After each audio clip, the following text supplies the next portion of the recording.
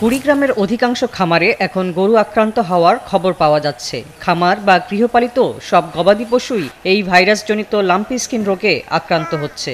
এ রোগের কোনো ভ্যাকসিন না থাকায় গবাদি পশুর মৃত্যু রোধ করা যাচ্ছে না। অধিকাংশ খামারি ও গৃহস্থ অনিবন্ধিত ডাক্তার বা হাতুড়ি চিকিৎসক দিয়ে এ রোগের চিকিৎসা করাচ্ছেন।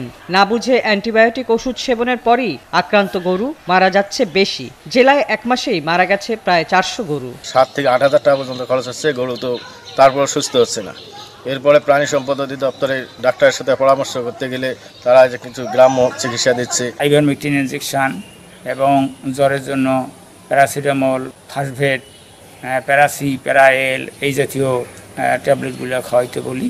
ভাইরাসজনিত এই রোগের চিকিৎসা না থাকলেও গরুর রোগ প্রতিরোধের জন্য লেবু, নিমপাতা ও হলুদের রস খাওয়ানোর জন্য খামারিদের পরামর্শ দিচ্ছেন জেলার প্রাণী সম্পদ কর্মকর্তারা। মূলত কীটপতঙ্গের যে কামড়ে এক প্রাণীর থেকে অন্য প্রাণীতে এটি ছড়ায়।